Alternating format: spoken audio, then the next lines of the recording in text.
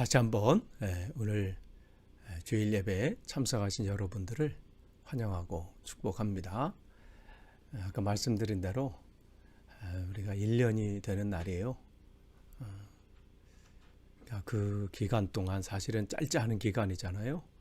여러분이 그 기간 동안 정말 하나님의 은혜 안에 서시려고 또 그 말씀을 붙잡으려고 무던히 애쓰신 여러분 참 수고가 지금 많으시고요.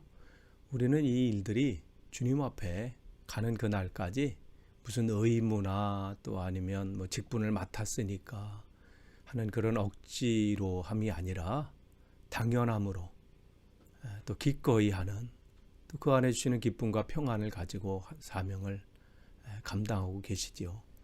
우리가 끝까지 우리 함께 승리하기를 원합니다. 오늘 시편 1편 특별히 1절, 2절 말씀을 나누고자 해요. 그 말씀 속에서 또 오늘 제목을 주님의 마음으로 바뀐 사람들 이런 말씀을 함께 나누고자 합니다. 이 시대에 하나님께서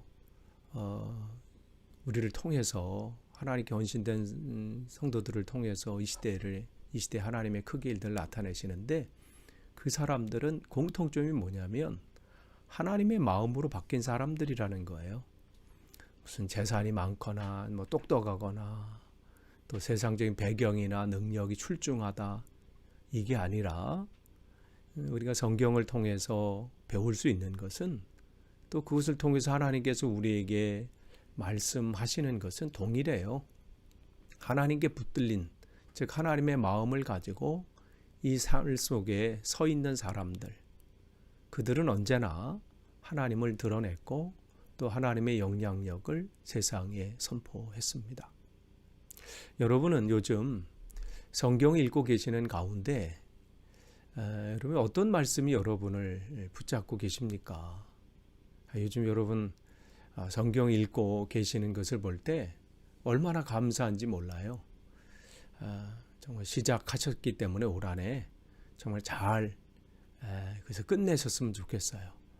한번 내가 읽겠다 이렇게 결단하신 분들은 쉽진 않잖아요. 우리가 성경 읽을 때 그냥 펼쳐서 조금 가다 보면 이해가 안 되고 뭐 어려운 단어들 나오고 뭐 이런 상황 가운데 또 포기하고 싶은 마음도 생기고 그렇지만 여러분이 한번 주님께서 그 마음을 주셨기 때문에 끝까지 우리 함께 하기를 원합니다. 그런데 처음에는 이해가 안 되고 뭐 그렇지만 오늘도 읽고 또 힘들지만 또 펼쳐서 읽고 또 계속해서 그러다 보면 정말 그 속에서 나를 사로잡는 말씀이 있다는 거예요. 여러분이 무심코 읽고 지나쳤던 말씀인데 그 말씀 속에서 나에게 나의 마음에 큰 그러니까 막 해머로 두드리는 것처럼 나에게 두드리는 큰 울림으로 다가옵니다. 여러분이 요즘 성경 말씀을 묵상하시면 가운데 여러분의 생각과 마음을 사로잡는 어떤 말씀, 어떤 성경 구절, 단어들 뭐 이런 것들이 있으신가요? 또한 여러분을 사로잡고 있는 그 말씀이 여러분에게 어떠한 요구를 하고 계신가요? 이것을 이해하기 위해서는 먼저 묵상이라는 단어를 살펴볼 필요가 있습니다. 교회를 좀 오래 다니거나 이렇게 하신 분들은 교회 안에서 묵상이라는 단어가 얼마나 많이 말해지고 또 자기도 모르게 그런 단어를 사용하고 있다는 것을 아시게 될 겁니다. 그런데 많이 쓰이긴 하지만 묵상이 뭔가라고 누가 설명해 달라고 하면 사실 설명하기가 좀 이렇게 어려워하시는 분들이 종종 계십니다. 그러면 묵상이 뭔가요? 묵상은 한마디로 말하면 소리 안 나는 생각입니다. 그것이 묵상이에요. 그래서 시편 1편에 보면 악인의 꾀를 쫓지 않고 죄인의 길에 서지 않고 오만한 자의 자리에 앉지 않는다 이렇게 말하잖아요. 뭐 이것은 이거는 하고 저것은 하지 않고, 이것은 내가 버리고 이것은 내가 붙잡고, 뭐 이것은 절제하고 끊고, 이렇게 그거 하면 내가 다 됐다. 이 말이 아니라 이렇게 버렸다면, 이렇게 끊어버렸다면 하나님 말씀으로 채워야 된다는 말씀입니다. 근데 여기서 점검할 것이 있습니다.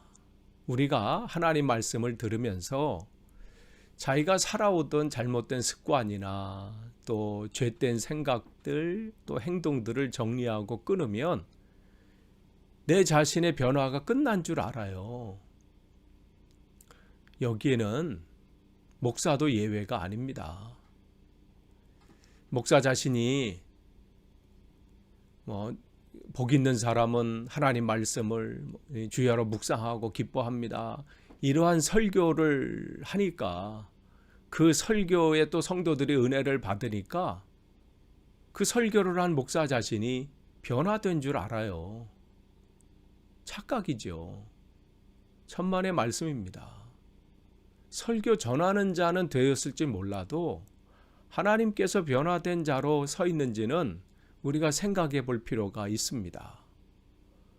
목사가 거룩에 대해서 설교를 했다고 거룩한 것이 아니지요.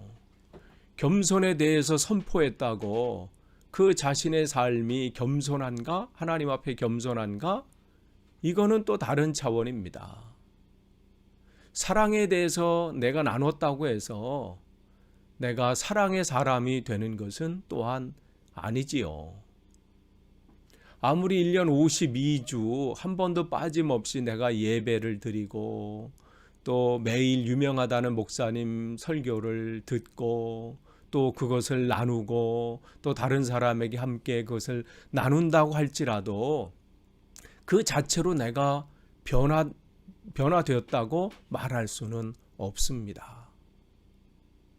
시편 서론에 해당하는 시편 1편에서 그토록 강조하는 여호와의 율법을 사랑하는 것은 다른 것이 아닙니다. 율법, 그것을 계시하신 여호와 하나님, 그분을 사랑하는 것입니다.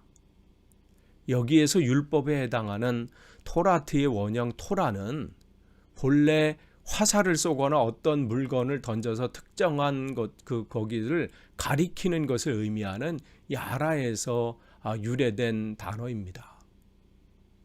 방향을 모르는 자에게 바른 방향을 지시해 주거나 그릇 행하는 자에게 올바른 길을 가도록 교훈해 주는 것을 의미합니다. 그렇기에 하나님의 백성은 바로 그렇게 자신을 바른 길로 인도해 주시는 여호와의 율법을 즐거워하는 자들입니다. 오늘 설교 본문 시편 1편 2절에서 즐거워하여라고 번역된 해프초는 기쁨과 소원을 의미하는 명사인데 그의 기쁨, 그의 소원이라는 의미입니다. 이는 복 있는 사람에게는 여호와의 율법이 그의 즐거움이자 성취하고자 하는 소원이라는 뜻이지요. 그는 악인과 함께 죄를 도모하거나 또 그것을 기뻐하지 않고 오직 여호와의 율법을 기뻐합니다. 그러므로 그는 율법을 주야로 묵상하는 삶을 삽니다. 본문 시편 1편 2절에서 묵상하다라고 의미로 번역된 예흐계의 원형 하가는 본래 무언가를 계속 중얼거린다라는 뜻입니다. 당시에는 성경책이 있었던 시절이 아니기 때문에 제사장이 낭독해준 또 회당에서 들려지는 그 말씀, 회당장이 들려주는 그 말씀, 그 하나님의 말씀을 그들은 계속해서 중얼거리면서 암송하지 않는 한 그것을 기억할 수가 없기 때문에 그들은 들은 말씀을 계속해서 삶 속에서 나에게 내게 들려진 그 말씀을 중얼중얼거리면서 그것을 묵상할 수밖에 없었습니다. 그렇기 때문에 복 있는 사람은 성경책을, 그 말씀을 즐거워해서 그 말씀이 성취되기를, 그 말씀하신 대로 성취되기를 소원하는, 여호와의 율법을 중단 없이 입으로 되뇌이면서 그것을 묵상하는 것입니다. 이러한 삶은 모세가 여호와 이스라엘 백성에게 명했던 그 말씀, 여호와를 사랑하는 방법, 신명기 6장 4절에서 9절 말씀, 그 동일한 맥락에서 이해됩니다. 신명기 6장 4절에서 9절입니다. 이스라엘아 들으라. 우리 하나님 여호와는 오직 유일하신 여호와시니 너는 마음을 다하고 뜻을 다하고 힘을 다하여 내 하나님 여호와를 사랑하라.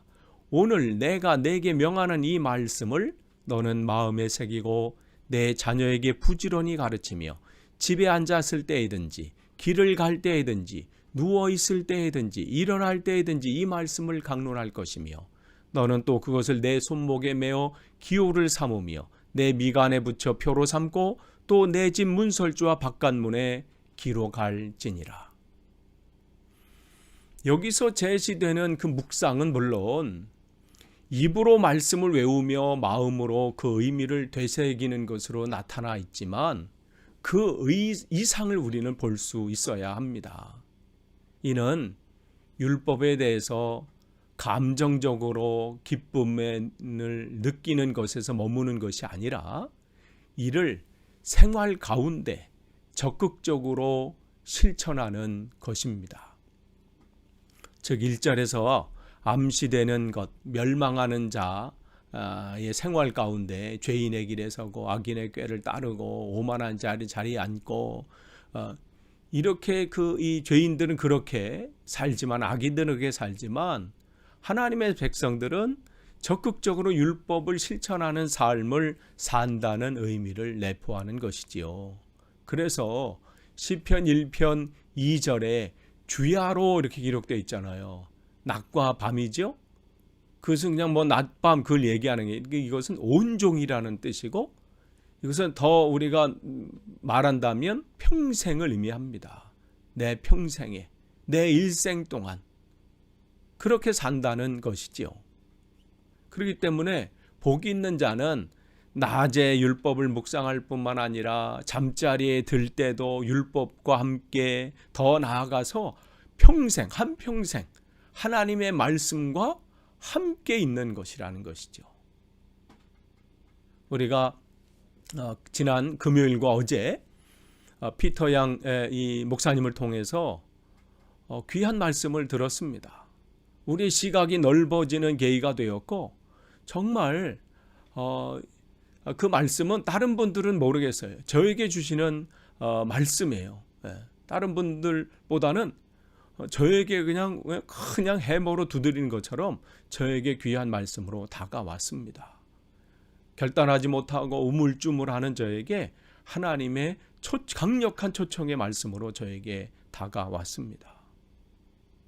근데 거기서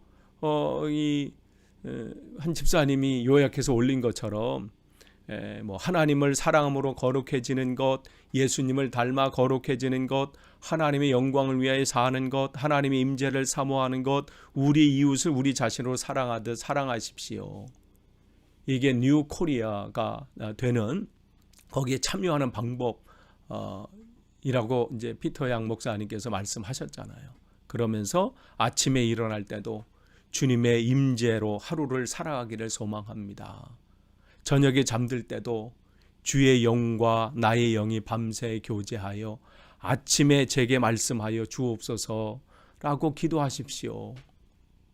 이러한 내용은 바로 우리가 한평생 날마다 하루하루의 삶, 그것이 모인 그 한평생의 삶이 그냥 율법을 머리로 생각하고 마음으로 받아들일 뿐만 아니라 몸으로 실천하는, 그야말로 율법, 하나님의 말씀과 하나된 삶, 하나된 생활을 의미하는 것입니다. 그런 점에서 내가 변한다는 것은 내 마음이 바뀌는 것입니다. 내 마음이 바뀔 때만 그때 내가 변할 수 있기 때문입니다. 진정 여러분이 바뀌기를 원하십니까? 그럼 여러분의 마음이 바뀌셔야 합니다. 그런데 이 마음이라는 것이 뭐냐면 야고보서 1장 6절 말씀처럼 거기 뭐라고 기록되어 있나요? 바람에 밀려 요동하는 바다 물결 같다. 그래서 요동치는 그게 우리 마음이라는 거예요. 한시도 가만히 있지 않는다는 거죠. 계속 변한다는 말씀이에요. 그런데 이렇게 그 잠시도 멈추지도 않고 변화되는 우리의 감정들, 우리의 생각들, 우리의 마음들. 그런데 이 마음이 바뀌어야 된다고 또 하나님께서 말씀하시거든요. 아니, 우리의 모든 상황들 바뀌지 않고 계속 요동치고 그런 우리의 감정들과 생각, 그 마음들을 아시는 주님께서 우리의 마음이 바뀌어야 된다는 것은 무슨 말씀일까요? 그런 마음이 여러분의 마음, 여러분뿐 아니라 저에게 하는 말씀이에요. 하루도요 12번 바뀌어요. 이렇게 됐다가 저렇게 됐다가 감정도 마찬가지고 막 이러잖아요. 지나온 세월들 한번 보세요. 얼마나 그렇게 돼 있나요? 하루에도 그냥 봄, 여름, 가을, 겨울이 오는 것처럼 갑자기 천둥 쳤다가 비 쏟아졌다가 또 해가 반짝 나가지고 또 할렐루야 했다가 갑자기 그냥 어둠이 찾아오는 것처럼 내 마음이 이렇게 될 때가 지나온 삶 속에서 그게 찾으려고 애쓰지 않아도 얼마나 우리는 그것을 쉽게 찾을 수 있었습니까? 이러한 변화무쌍한 마음, 이러한 마음을 어디다 버릴래야 버릴 수도 없고 우리 안에 가지고 있는 시기와 또 질투와 또 경쟁의식, 욕망 이런 것들이 가득해서 이것을 누가 본다고 한다면 정말 부끄럽고 창피해서 어떻게 얼굴을 들고 다닐 수 없을 만큼 그러한 상황이 아닌가요? 이걸 만약에 하나님께서 다 알고 계시다면 마치 아담과 하와처럼 선악과를 따먹고 두려워서 숨은 것처럼 우리도 다 숨지 않겠어요? 아무도 모르는 줄 알지만 설교단에서 그럴듯하게 설교는 하고 있지만 그 설교한 것이 내 자신은 아니잖아요. 내 마음에 있는 것이 나이거든요. 강대상에 서 있는 나의 모습이 내가 아니라 거기 서 있는 나의 마음이 사실은 진짜 나이지요. 그럼 하나님께서 우리의 마음을 보신다는 것은 무슨 말씀일까요? 하나님께서 우리의 마음을 보신다는 것은 그냥 물끄러미 어떤 사람이 한 사람을 그냥 물끄러미 쳐다보는 그러한 걸까요? 어느 때는 길거리에 이렇게 카페나 아니면 어디 앉아 있을 때 이 한국에서 손님들이 오거나 하면 이제 캠브리지에 이렇게 모시고 갈 때 있어요. 그럼 거기 이제 배를 이렇게 타고 이렇게 한 바퀴 돌 때 저는 그냥 거기 이제 태워드리고 그 앞에 그 근처에 있는 카페에 이렇게 앉아 있거든요. 그게 한 40분 정도 이렇게 되는데 그러면 커피 한 잔을 마시면서 밖을 물끄러미 쳐다봐요. 그러면서 지나가는 사람들 이렇게 봐요. 어떤 모습으로 가나, 어떻게 지나가나. 참 그것도 어느 때는 참 재밌더라고요. 사람들의 표정들, 행동들, 그러한 모습들. 그럼 물끄러미 하나님께서 우리를 보신다는 게 그런 걸까요? 주님께서 바라보신다는 것은 우리의 마음을 보신다는 거죠. 그럼 우리의 마음을 보신다는 것은 뭐냐면 우리 마음 속에서 찾으시는 것이 있기 때문에 보시는 거예요. 그냥 보는 게 아니죠. 그러면 하나님께서 우리의 마음 속에서 찾으시는 것이 뭘까요? 그것은 우리 마음 속에서 하나님 자신의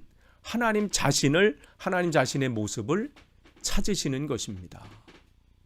그럼 그 하나님께서 찾으시는 그 하나님의 모습은 무엇일까요?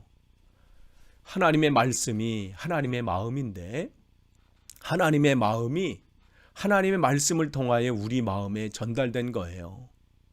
그런데 이것이 전달되지 않고 우리는 머릿속에만 받아서 그것을 그냥 이론과 지식으로만 그냥 가지고 살아가게 되지요.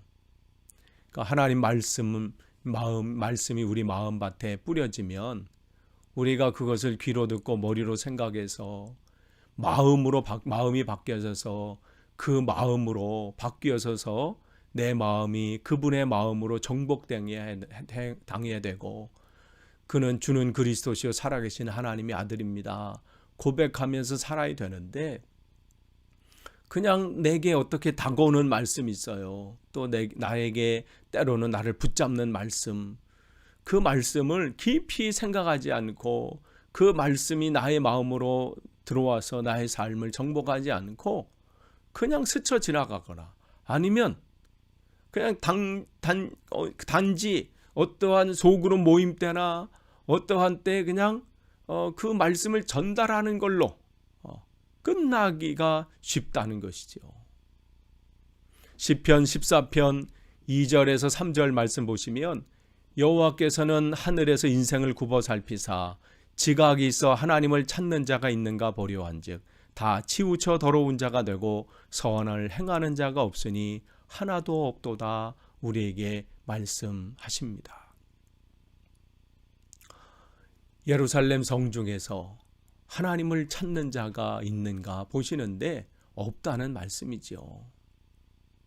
예레미야 시대 때 예레미야나 또 이스라엘 백성들은, 아니 이 예루살렘 성전이 멸망하고 예루살렘이 멸망하고 예루살렘 성전이 파괴된다고요?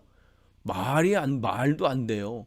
이렇게 물을 정도로 하나님 말씀 앞에 그들은 그 말씀이 무엇을 의미하는지, 왜 하나님께서 이 말씀 우리에게 지금 들려주시는지 생각하지 못했습니다. 그것을 심각하게 받아들이지 못했어요. 악에서 떠나 선을 행하는 자를 찾아봐라. 그것은 소돔과 고모라 땅에 아브라함을 통해서 전해진 말씀으로 끝나지 않습니다. 아브라함 시대의 소돔성을 바라볼 것이 아니라 오늘 우리에게 주시는 말씀으로 봐야 합니다. 예전에 어떤 분이 대한민국에서 소돔과 고모라 성은 강남이다 이렇게 얘기한 적이 있어요. 천만의 말씀이요. 강남을 얘기하는 게 아니죠. 무슨 딴 데를 얘기하는 게 아니에요. 그 말씀은 나에게 비춰야 됩니다. 내 마음이, 내 생각이 하나님을 찾는 그 의인이 없는 소돔과 고모라 성은 아닌지, 우리 교회가, 내 삶이, 내 마음이 그러한 것은 아닌지 살펴볼 필요가 있습니다. 한 사람만 바뀌어도 온 유대와 사마리아와 또 로마까지 하나님의 복음이 증거되는 놀라운 역사가 나타난 것을 우리는 알 수 있습니다. 하나님께서 그렇게 하신 하나님이세요. 바울이 어떻게 바뀌었습니까? 초대교회 성도들이 어떻게 바뀌었습니까? 자기 잘났다고 자기가 큰 자라고 여겼던 그 바울이 하나님 앞에 붙들리며 더 다듬어지고 하나님 앞에 더 가까이 갈 때 어떻게 하나요? 나는 교회 성도 중에서 가장 작은 자입니다. 나는 사도 중에서도 가장 작은 자입니다. 나는 죄인 중에 나는 죄인의 우대장입니다. 말할 정도로 그는 하나님의 마음으로 가득 차니까 자기는 사라지는 거예요. 자기는 죽고 오직 주님만이 살아계시는 것이죠. 예수 그리스도를 만나고 나니까 자기가 아는 모든, 예전에 과시하고 자랑했던 모든 것이 배설물로 여겨졌습니다. 바울이 로마에 들어가 복음을 전한 것이 아니라 하나님께서 바울을 통해서 로마에 들어가셨고 그곳에 복음을 증거하신 겁니다. 초대교회도 마찬가지지요. 초대교회 성도들을 통해서 그 예루살렘 교회에 핍박이 왔고 환란이 왔을 때 그들은 흩어졌습니다. 온 유대로 흩어졌고 사마리아로 흩어졌을 때 하나님께서 그 초대교회 성도들을 통해서 그곳으로 가신 거예요. 그곳에서 하나님께서 역사하셨을 때 얼마나 큰 일들이 나타났습니까? 바울을 통해서 복음이 증거됐을 때 그 발걸음이 옮기는 곳마다 얼마나 하나님의 크기의 일들이 나타났습니까? 그들의 공통점은 다른 게 아니에요. 지식이 많은가요? 아니면 능력이 많아서? 그것은 그들의 삶이 그럴 수 있었지만 하나님께서는 그들이 그 모습을 통해 사용하신 게 아니에요. 그들은 하나님의 마음을 가진 사람들이었습니다. 하나님의 마음으로 그 영혼들을 바라본 사람들이었어요. 사마리아 땅을 베드로와 요한이 밟을 때 예전에 하나님의 붙들림을 당하지 못했을 때는 교만한 눈으로 그들을 봤어요. 멸망받아야 될 백성으로 봤습니다. 그들은 하늘에 불이 떨어져서 그들이 멸망해야 된다고 생각했던 그 시각들이 하나님의 마음으로 바뀌어지니까 그것이 복음을 전해야 되는 불쌍한 영혼들로 바뀌어진 거예요. 그 사람들이 바뀐 게 아닙니다. 사마리아 사람들이 회개하고 바뀌어져서가 그래서 전한 것이 아니라 똑같은 상황이에요. 똑같은 심령들의 똑같은 상황이지만 베드로와 요한, 빌립 집사님의 마음이 바뀌니까 그 영혼들이 다르게 보이는 것이고 그들에게 예전에는 멸망받아야 되고 무너져야 될 성이라고 생각했다면 이제는 그들이 구원받아야 될 백성이라고 바뀌어진 겁니다. 뭐가 바뀌어진 건가요? 그들의 마음이 하나님의 마음으로 바뀌어졌을 때 그러한 일들이 나타나는 겁니다. 바울도 마찬가지죠. 하나님의 마음이 아니고 자기의 마음, 그걸로 할 때는 하나님 섬기는 것은 1등이었습니다. 누구보다도 자신 있다고 생각했어요. 그랬을 때는 엉뚱한 짓을 한 거죠. 그러나 하나님의 마음으로 바뀌어졌을 때는 모든 가는 곳이 자기를 영접하든 안 하든 자기를 힘들게 하든 괴롭게 하든 중요하지 않고 그 영혼들이 다 불쌍하게 여기는 거예요. 오히려 고난받고 그 가운데 힘든 상황이 있다 할지라도 흔들리지 않습니다. 그게 하나님의 마음을 가진 사람들이에요. 그게 하나님의 마음을 가진 사람들, 즉 묵상하는 자는 다른 게 아니에요. 하나님의 마음을 가지려고 애쓰는 자들입니다. 그게 말씀을 묵상하는 자들이에요. 그 하나님 마음을 가진 자 대표적인 사람 한 사람 소개합니다. 그 사람은 한나입니다. 사무엘의 어머니지요. 그가 자식이 없어서 정말 애통하는 가운데 하나님 앞에 간구합니다. 우리가 사무엘상 1장을 보시면 쭉 나와 있잖아요. 그 애통함을 하나님 앞에 간구하는데 그 목사님은 그가 술 취한 줄 알고 엉뚱한 말씀을 하지요. 여자애 언제까지 술 취해 있냐? 술을 끊으라. 근데 그는 거기에 좌절하거나 상처받지 않고 내가 그런 것이 아니라 하나님의 은혜를 구합니다. 그럴 때 그 엘리 목사님을 통해서 하나님의 말씀이 주어지잖아요. 하나님께서 내게 은혜를 베풀기를 원한다. 그 말씀을 붙잡고 이 한나는 어떻게 됐나요? 다시는 가서 근심하지 않았다는 거예요. 뭘 받은 거예요? 하나님의 마음을 붙잡은 거예요. 아, 하나님이 나에게 은혜를 베푸시는구나. 하나님이 나를 사랑하시는구나. 하나님이 나의 아버지시구나. 나의 모든 형편과 상황을 아시는구나. 그 마음을 붙잡으니까 어떻게 해요? 자기에게 주신 그 아들 사무엘을 기꺼이 하나님 앞에 드릴 수 있는 거예요. 그렇지 않으면 어떻게 드릴 수 있겠어요? 자기를 그렇게 괴롭히는 그 부인나 그 둘째 부인한테 그냥 자랑할 만도 하잖아요. 나에게도 이러한 아들이 있어. 이러한 대단한 아들 하나 주셔서 할 만도 안 돼. 그런 게 없어요. 드리고 어떻게 해요? 그 안에서 여러분 사무엘상 2장을 한번 잘 읽어보세요. 정말 그 한나의 그 기도는 정말 우리 기도의 모범이기도 해요. 구약 성경에 나오는 주신 그 하나의 그 구절구절이 얼마나 감동 그 자체 아니에요? 어떤 그 기도가 어떻게 나온 거예요? 그가 무슨 어디에서 짜 맞춰서 아니면 고민해서 쓴 기도문인가? 아니죠. 하나님의 마음을 그냥 표현한 거예요. 하나님이 주신 마음들. 그 마음들을 고백하게 되잖아요. 그 마음을 왜 바칠 수 있는 그 마음은 뭐예요? 하나님의 마음이 그 마음을 그렇게 하게 하신 거예요. 그러니까 하나님은 그 시대에 누가 필요한 거예요? 하나님의 사명을 감당할 한 사람이 필요했는데 그 한 사람은 누구를 통해서 하나님께서 지금 허락해 주신 거예요? 한나를 통해서. 한나가 하나님의 마음을 품었을 때 그 아들을 헌신해서 드리게 하시고, 하나님 그 사무엘을 통해서 영적으로 무너져 있고 하나님을 찾지 않는 그 시대에 한 사람을 세우셔서 그 놀라운 일들을 하게 하셨습니다.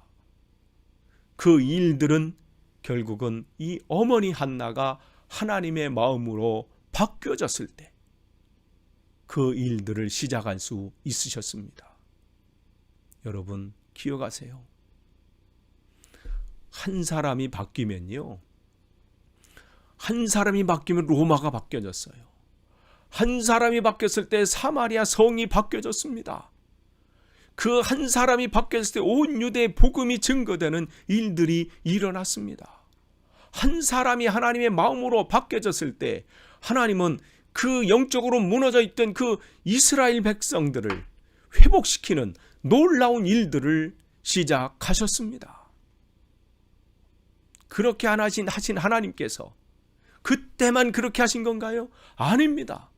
오늘 이 시대, 우리가 이 시대를 바라보면서 이 시대는 희망이 없다, 이 시대는 타락했다, 이 시대는 죄 가운데 완전히 끝났다, 이렇게 낙망하거나 원망할 것이 아니라 내 자신이 하나님의 마음으로 바뀌기를 소망하고 내가 하나님 손에 붙들림 당하기를 소망할 때에 하나님은 그 바울을 통해서 역사하신 것처럼 베드로와 요한을 통해서, 한나를 통해서, 하나님의 빌립 집사님을 통해서 역사하신 것처럼 우리 교회를 통해서, 저와 여러분을 통해서 오늘도 똑같은 일을 하십니다.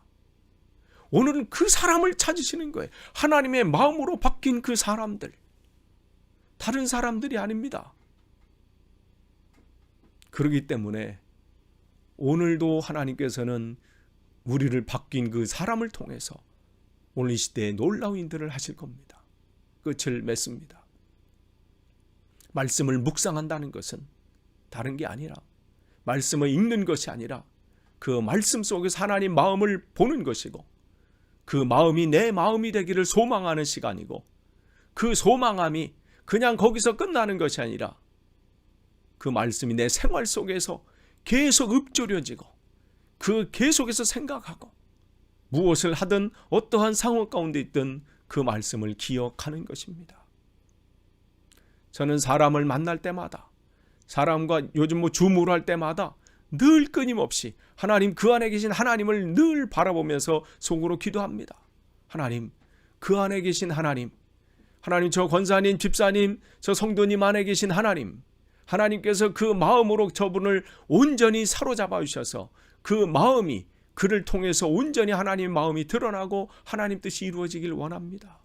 혹 주님을 알지 못하는 분을 내가 만날 때는 하나님, 저분이 알지 못해서 저러니 하나님, 주님, 저 안에 계신 그 주님을 만나기를 소망합니다.